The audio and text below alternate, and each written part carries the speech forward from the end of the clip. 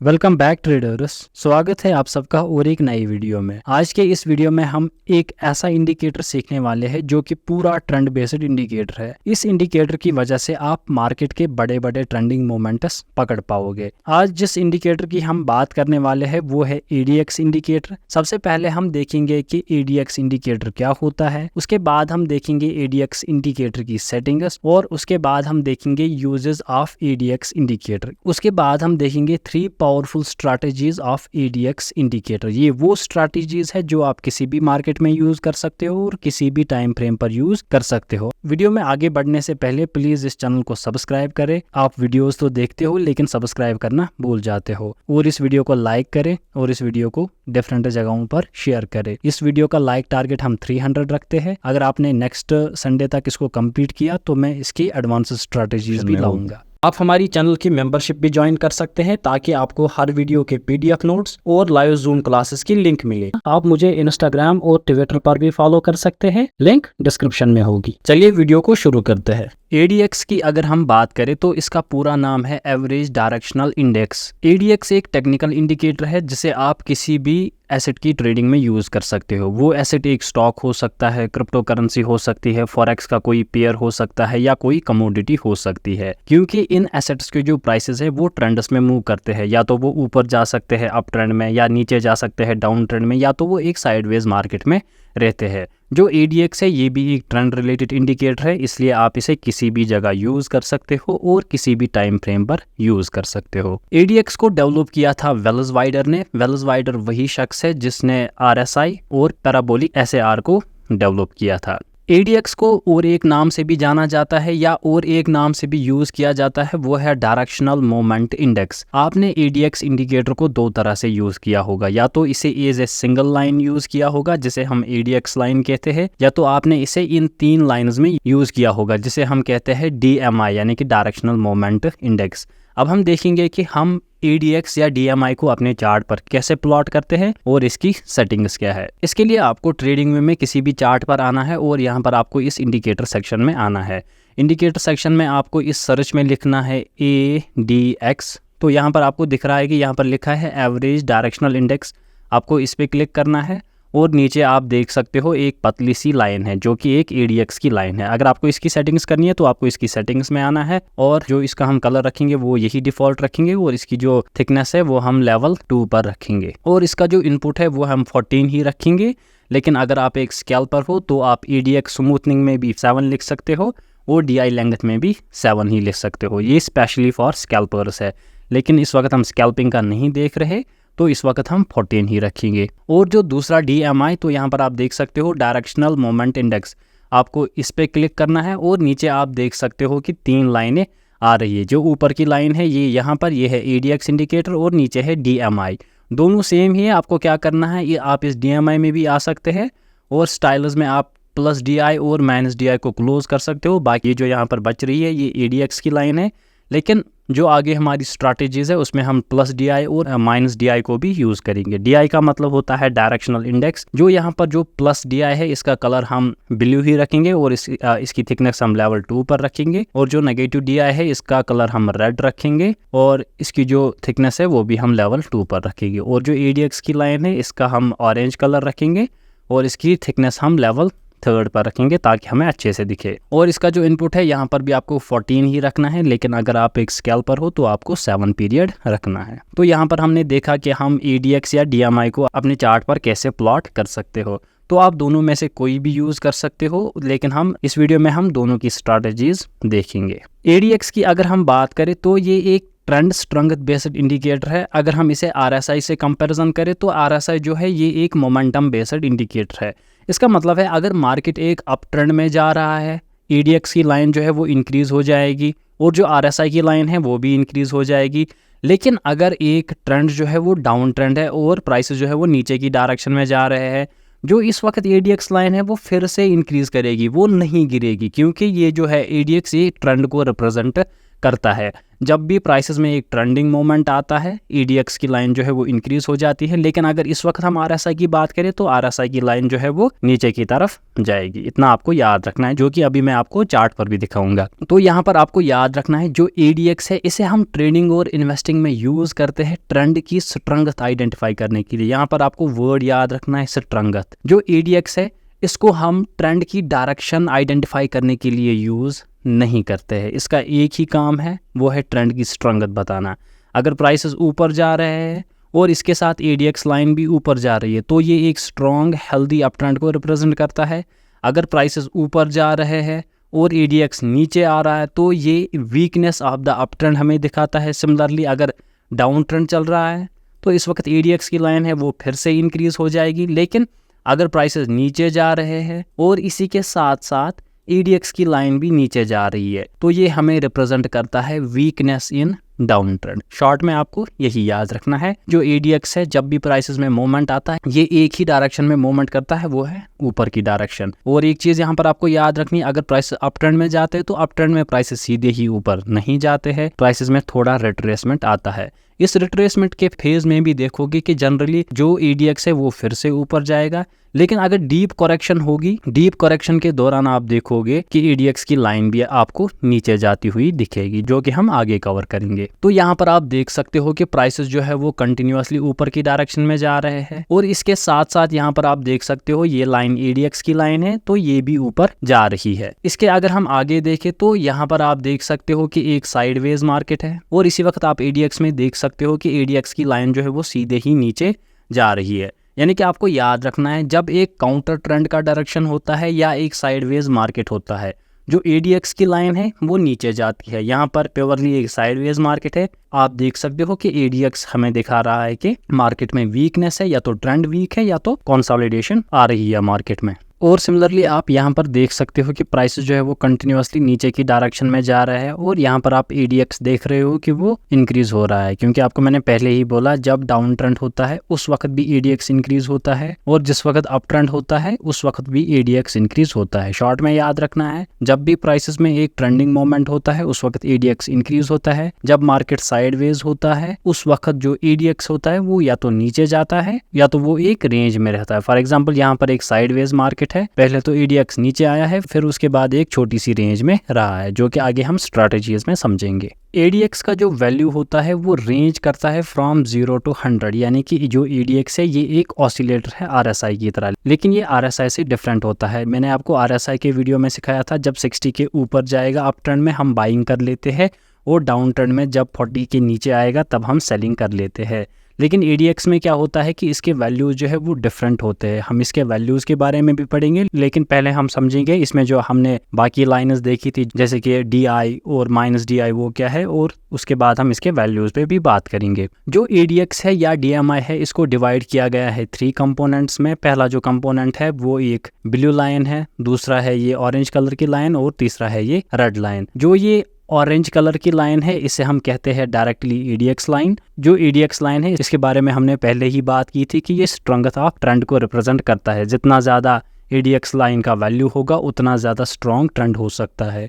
जब EDX ऊपर जाता है इसका मतलब होता है या तो स्ट्रॉन्ग अप ट्रेंड है या तो स्ट्रॉन्ग डाउन ट्रेंड है। ये हमें ट्रेंड की डायरेक्शन नहीं बताता है। जब EDX लाइन का वैल्यू बहुत ज़्यादा कम होता है या लोअर होता है तब वो रिप्रेजेंट करता है कि ट्रेंड जो है वो वीक हो रहा है या अभी इस वक्त मार्केट में कोई भी ट्रेंड नहीं है। इसके बाद जो सेकंड लाइन है जो कि ये ब्लू कलर की लाइन है, इसको हम कहते हैं +DI, यानी कि प्लस डायरेक्शनल इंडिकेटर। ये हमें इंडिकेट करता है स्ट्रेंथ ऑफ अप ट्रेंड, यानी कि जो EDX की लाइन है वो हमें डायरेक्टली अप ट्रेंड भी रिप्रेजेंट करती है और डाउन ट्रेंड भी रिप्रेजेंट करती है। लेकिन यहाँ पर जो ये ब्लू कलर की लाइन है ये हमें सिर्फ और सिर्फ रिप्रेजेंट करती है स्ट्रेंथ ऑफ अप ट्रेंड। जब एक मार्केट में स्ट्रॉन्ग अप ट्रेंड होता है जो ये DI की लाइन है वो ऊपर जाती है। जब मार्केट में वीक अप ट्रेंड होता है उस वक्त जो ये लाइन है वो नीचे आ जाती है। ये चीज आपको याद रखनी है। इसके बाद जो ये रेड लाइन है इसको हम कहते हैं -DI, यानी कि माइनस डायरेक्शनल इंडिकेटर। ये रिप्रेजेंट करती है डाउन ट्रेंड की स्ट्रेंथ। जब ये इंक्रीज हो जाएगा वो रिप्रेजेंट करेगा डाउन ट्रेंड स्ट्रॉन्ग है, जब ये डिक्रीज हो जाएगा उस वक्त ये रिप्रेजेंट करेगा कि डाउन ट्रेंड जो है वो वीक हो रहा है। अब इन तीनों चीज़ों को हम स्ट्रैटेजीज में कंबाइन करेंगे। उससे पहले हम EDX के वैल्यूज के बारे में जानेंगे। जब EDX का वैल्यू 25 से ऊपर होता है तो ये स्ट्रॉन्ग ट्रेंड को रिप्रेजेंट करता है। वो ट्रेंड अप ट्रेंड हो सकता है या डाउन ट्रेंड हो सकता है। यहाँ पर आप देख सकते हैं कि मैंने 25 पे एक लाइन ड्रा की है ADX इंडिकेटर के। तो जब भी ADX इंडिकेटर 25 से ऊपर जाएगा, हम या तो बाइंग के ट्रेड ले लेंगे या तो सेलिंग के ट्रेड ले लेंगे, depends upon the previous trend. अगर ADX का वैल्यू 20 के नीचे है तो ये रिप्रेजेंट करता है वीक ट्रेंड या ये रिप्रेजेंट करता है नॉन ट्रेंडिंग मार्केट को, जिसे हम साइडवेज मार्केट भी कहते हैं। यहाँ पर आप देख सकते हैं कि एक साइडवेज मार्केट था और जो ADX का वैल्यू था वो 25 या 20 से भी नीचे था। यहाँ पर ये 10 तक भी आया है इस जगह पर। तो आपको याद रखना है, जब भी ADX का वैल्यू 20 से नीचे होगा तब आपको बिल्कुल भी ट्रेड नहीं करना है। 20 और 25 के दरमियान आपको डिसीजन मेकिंग करनी है, 25 के बाद आपको ट्रेड करना है। लेकिन जब 20 से नीचे होगा उस वक्त आप ट्रेड नहीं करोगे। खासकर अगर आप एक ऑप्शन बायर हो तो आपको बिल्कुल भी ट्रेड नहीं करना है। तो अब हम इन पॉइंट्स को सम अप करेंगे जिसका आपको स्क्रीनशॉट लेना है। पहला पॉइंट जो कि अभी आपको मैंने बताया कि जब भी 20 से नीचे होगा वो वीक ट्रेंड को रिप्रेजेंट करता है या वो एक साइडवेज मार्केट को रिप्रेजेंट करता है। जब ADX का वैल्यू 20 और 25 के दरमियान होता है वो एक पोटेंशियल ट्रेंड फॉर्मेशन हमें दिखाता है, यानी कि जब अप ट्रेंड की शुरुआत होती है तब जो ADX का वैल्यू आपको दिखेगा वो 20 से 25 के दरमियान दिखेगा। जैसे ही 25 को क्रॉस करेगा आपको बाइंग की पोजीशंस बनानी है। जब ADX का वैल्यू 25 और 50 के दरमियान होता है वो एक स्ट्रॉन्ग ट्रेंड को रिप्रेजेंट करता है।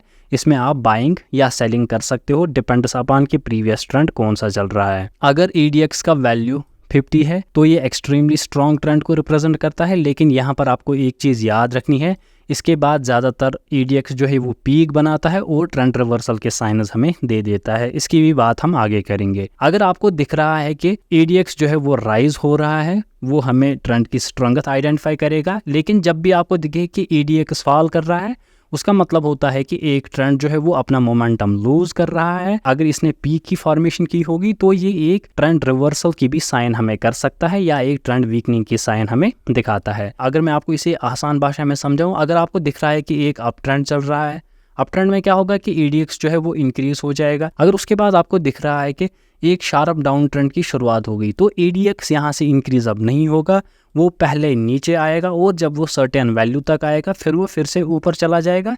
लेकिन इस बार वो रिप्रेजेंट करेगा स्ट्रॉन्गेस्ट ऑफ डाउन ट्रेंड को। यानी कि हम यहाँ पर देख सकते हैं कि जो ADX है वो हमें ट्रेंड रिवर्सल के भी साइन देता है और जो ADX का सिग्नल है वो हमें RSI से पहले ही मिल जाता है।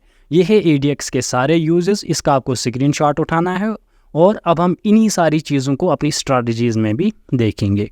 अब हम बात करेंगे ADX की स्ट्रैटेजीज की। जो हमारी सबसे पहली स्ट्रैटेजी है इसे हम कहते हैं ट्रेंड फॉलोइंग स्ट्रैटेजी, जो कि सबसे इजी स्ट्रैटेजी है और सबसे ज़्यादा वर्क करती है।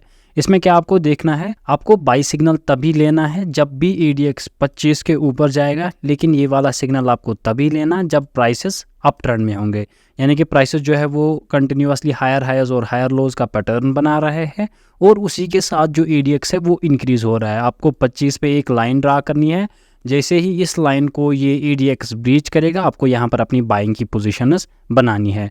सिमिलरली सेल का सिग्नल तभी जनरेट होगा जब ADX 25 के ऊपर होगा, लेकिन जो प्रिवेलिंग या प्रीवियस ट्रेंड होना चाहिए वो डाउन ट्रेंड होना चाहिए। यानी कि जब प्राइसेस कंटिन्यूसली लोअर हाइज और लोअर लोज का पैटर्न बनाएगा और उसी के साथ आपको दिख रहा है कि ADX जो है वो ऊपर जा रहा है। ये जैसे ही 25 लाइन को क्रॉस करेगा आपको यहाँ पर अपनी सेलिंग की पोजीशंस बनानी है, फिर आपको यहाँ पर बेस्ट रिजल्ट्स मिलेंगे। यहाँ पर जो आपका रिस्क टू रिवार्ड रेशो होता है वो मिनिमम 1:2 से लेकर 1:4 तक होता है। अब हम इस स्ट्रैटेजी को रियल चार्ट पर देखेंगे। यहाँ पर आप देख सकते हैं कि मैंने बैंक निफ्टी का चार्ट जो है वो 15 मिनट्स टाइम फ्रेम पर खोला है और इस पर मैंने पहले ही ADX इंडिकेटर ड्रा करके रखा है। तो सबसे पहले आपको ड्रा करनी है 25 पे ADX की लाइन। तो इसके लिए मैं यहाँ पर आऊँगा। तो यहाँ पर आप देख सकते हैं कि मैंने 25 पे एक लाइन ड्रा की है जो कि 25.07 है, तो इतना चलता है।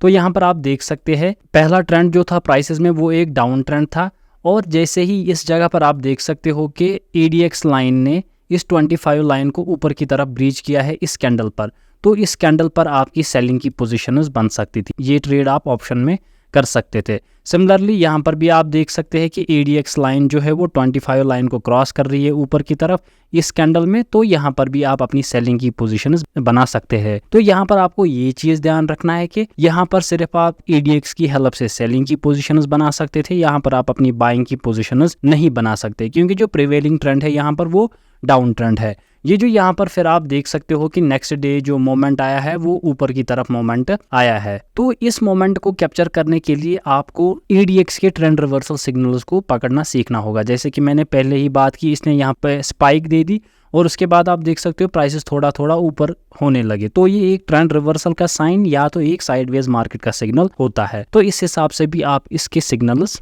ले सकते हैं। अगर हम बाइंग सिग्नल की बात करें तो यहाँ पर आप देख सकते हो कि प्राइसेस जो है वो कंटिन्यूअसली ऊपर की डायरेक्शन में जा रहे थे।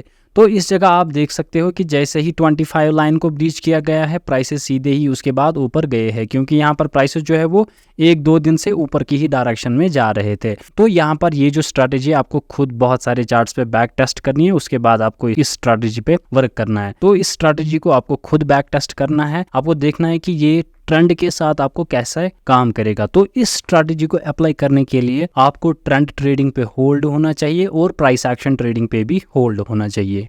जो हमारी ADX की सेकंड स्ट्रैटेजी है, इसमें हम ADX in range bound markets देखेंगे। मैंने आपको ये चीज सबसे पहले ही क्लियर की थी, जब एक कंसोलिडेशन मार्केट होता है या एक साइडवेज मार्केट होता है, ADX के साथ दो चीजें होती है, या तो वो ADX गिरता है या तो वो एक रेंज में रहता है। तो जब भी आपको ये चीजें दिखी तो आपको फिल्टर आउट अपना ट्रेड करना है कि मुझे इस वक्त ट्रेड नहीं करना है। वो जो आपने आज तक सुना होगा कि आपको साइडवेज मार्केट में सपोर्ट पे बाय करना है, रेजिस्टेंस पे सेल करना है, वो एक एक्सपीरियंस ट्रेड ही कर सकता है, जिससे स्टॉप लॉस हंटिंग का कॉन्सेप्ट होता है। अगर आप एक नॉर्मल ट्रेडर हो, बिगनर ट्रेडर हो, तो आपको मैं कभी भी सजेस्ट नहीं करूंगा साइडवेज मार्केट को ट्रेड करना। यहाँ पर मैं ये ऐड करना चाहूँगा कि ADX एक स्ट्रॉन्ग इंडिकेटर है, लेकिन ये ADX तभी वर्क करता है जब आपको ट्रेंड ट्रेडिंग का कॉन्सेप्ट होता है। ट्रेंड ट्रेडिंग वाहिद एक चीज़ मार्केट में है जो आपको सक्सेसफुल बना सकती है आपकी ट्रेडिंग करियर में, और कोई भी स्ट्रैटेजी आपको सक्सेसफुल नहीं बना सकती। यहाँ पर इस वक्त जो हम ADX इंडिकेटर सीख रहे हैं, ये भी आपको ट्रेंड ट्रेडिंग में ही हेल्प करता है। तो शॉर्ट में आपको यहाँ पर ये चीज़ याद रखनी है, जब भी आपको दिखे एक रेंज बाउंड मार्केट या साइडवेज मार्केट बन रहा है और ADX जो है वो गिर रहा है या तो एक रेंज में है, यानी कि 25 से नीचे या 20 से नीचे है, तो आपको बिल्कुल भी ट्रेड नहीं करना। ये आपको हेल्प करता है चॉपी मार्केट्स को अवॉइड करने के लिए। और जो हमारी नेक्स्ट स्ट्रैटेजी है, इसमें हम देखेंगे प्लस DI और माइनस DI क्रॉसओवर की स्ट्रैटेजी। जो प्लस DI होता है ये हमें सजेस्ट करता है स्ट्रेंथनिंग ऑफ अप ट्रेंड, और माइनस DI हमें सजेस्ट करता है स्ट्रेंथ ऑफ नेगेटिव ट्रेंड यानी कि डाउन ट्रेंड। जब भी आपको दिखे कि जो प्लस DI है वो क्रॉसओवर कर रहा है माइनस DI का नीचे से, यानी कि ये एक माइनस DI की लाइन है और इसका क्रॉसओवर नीचे से करता है प्लस DI की लाइन, तो आपको बाइंग का सिग्नल लेना है। आप इसे ADX के साथ भी कंपेयर कर सकते हैं और आप इसी वक्त देख सकते हैं अगर ADX 25 के ऊपर है या 25 पे पहुंच रहा है तो ये डबल कंफर्मेशन होगा। शॉर्ट में याद रखना है, बाई सिग्नल तभी जनरेट होता है जब प्लस DI नेगेटिव DI को क्रॉसओवर करता है नीचे से। सिमिलरली सेल सिग्नल तभी जनरेट होगा जब नेगेटिव DI क्रॉसओवर करेगा प्लस DI का नीचे से, यानी कि ये प्लस DI की लाइन होगी और ये माइनस DI की लाइन होगी। अगर ये इसे नीचे से क्रॉस ओवर करेगी तो ये हमें सजेस्ट करेगी एक स्ट्रॉन्ग डाउन ट्रेंड आने वाला है या एक स्ट्रॉन्ग डाउन ट्रेंड बिल्ट हो रहा है। इसी के साथ अगर आपको दिख रहा है कि ADX 25 के ऊपर है या 25 का क्रॉस ओवर कर रहा है, तो यहाँ पर भी आप एक डबल कंफर्मेशन वाला सेलिंग ट्रेड ले सकते हो। यहाँ पर मैं आपको ये चीज बता दूं कि जो प्लस DI और नेगेटिव DI का क्रॉसओवर होता है ये आपको साइडवेज मार्केट में बहुत ज्यादा दिखेगा। उस वक्त आपको ADX को जरूर देखना है। अगर ADX 25 से नीचे है तो आपको इन क्रॉसओवर्स में ट्रेड नहीं करना है। अगर आपको दिखे कि ADX पहले से ही ऊपर है और क्रॉसओवर हो रहे हैं तब ये स्ट्रॉन्ग सिग्नल्स होते हैं। और एक बात, जो प्लस DI और माइनस DI का क्रॉसओवर होता है ये आपको अर्ली एंट्रीज देता है इन कंपैरिजन विद ADX। अगर आप एक ट्रेंड ट्रेडर हो तो आप इसे पकड़ सकते हो, वरना अगर आप एक बिगनर हो तो आप इसे ADX से ही कंफर्म कर सकते हो। अब हम इस स्ट्रैटेजी को अपने चार्ट पर देखेंगे। इस स्ट्रैटेजी को अप्लाई करने के लिए सबसे पहले आपको ADX पे 25 पे एक लाइन ड्रा करनी है। उसके बाद आपको DMI इंडिकेटर भी अपने चार्ट पे डालना है, यानी कि डायरेक्शनल मूविंग इंडेक्स। तो इसकी आपको यहाँ पर सेटिंग करनी है। सबसे पहले आपको यहाँ पर जो ये ADX दिख रहा है स्टाइल में, आपको इसे क्लोज करना है क्योंकि ADX लाइन हमने पहले से ही ऊपर ड्रा करके रखिए। अब हम यहाँ पर क्रॉसओवर देखेंगे तो यहाँ पर आप देख सकते हो कि यहाँ पर जो नेगेटिव DI है यानी कि जो रेड लाइन है ये क्रॉसओवर कर रहा है इस ब्लू वाली लाइन का जो कि प्लस DI है ऊपर की तरफ, यानी कि यहाँ पर ये एक सेलिंग सिग्नल है। अगर मैं इसे मार्क करूं तो ये हमें इस कैंडल में सेलिंग सिग्नल दिखा रहा है। मैंने पहले ही कहा अगर आपको ट्रेंड की समझ है तो आप इस ट्रेड को ले सकते हो, लेकिन अगर आपको ट्रेंड को जल्दी ट्रेड करना नहीं आता है तो यहाँ पर आपका ADX देखना है। अगर मैं इसी वक्त ADX को देखूं तो ADX 12 पर है, तो यहाँ पर मैं ADX के हिसाब से एंट्री नहीं ले सकता था। जैसे ही इस कैंडल में ADX 25 लेवल को क्रॉस कर रहा है तो यहाँ पर मैं अपनी सेलिंग की पोजीशंस बना सकता था, तो ये ट्रेड भी आप ले सकते हो। यहाँ पर आप देख सकते हो कि मल्टीपल टाइम्स यहाँ पर आप प्लस DI और नेगेटिव DI का क्रॉस ओवर होना है, तो यहाँ पर आपको ट्रेड नहीं करना है। और इसको कंफर्म आप कर सकते हैं ADX से। यहाँ पर आप देख सकते हैं कि ADX जो है वो कंटिन्यूअसली 25 लाइन से नीचे है। अगर हम इसे पीछे देखें और बैक टेस्ट करें, यहाँ पर भी आप देख सकते हैं एक नेगेटिव क्रॉसओवर हो रहा है। अगर मैं इसको मार्क करूं तो ये वाला कैंडल है, ये ट्रेड कंफर्म हुआ है इस कैंडल में जब ADX ने हमें यहाँ पर सिग्नल दिया है कि ये 25 से ऊपर गया है। सिमिलरली यहाँ पर भी आप सिग्नल देख सकते हो, ये बाइंग का सिग्नल है क्योंकि यहाँ पर ब्लू लाइन ने रेड लाइन को ऊपर की तरफ क्रॉस किया, क्योंकि यहाँ पर मार्केट क्लोज हुआ है और नेक्स्ट दिन गैप अप खुला है। तो ये वाले सिग्नल्स तो आपको नहीं लेने हैं।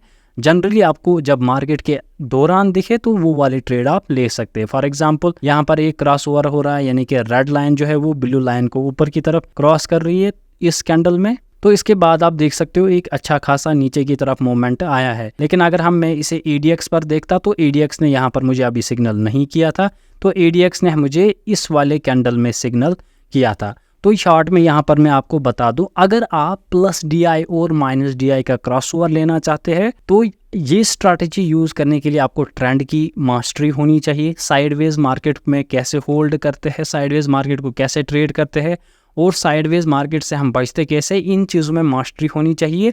क्योंकि साइडवेज मार्केट में सबसे ज़्यादा स्टॉप लॉस हंटिंग होती है और जो सबसे ज़्यादा ट्रेडर्स लॉस करते हैं पैसा, वो लॉस करते हैं ट्रेंडिंग मार्केट में।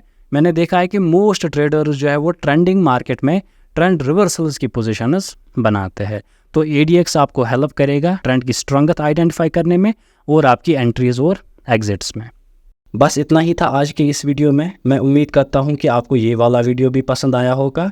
सो make sure to like, share and subscribe. मैं मिलता हूं आपसे नेक्स्ट वीडियो में।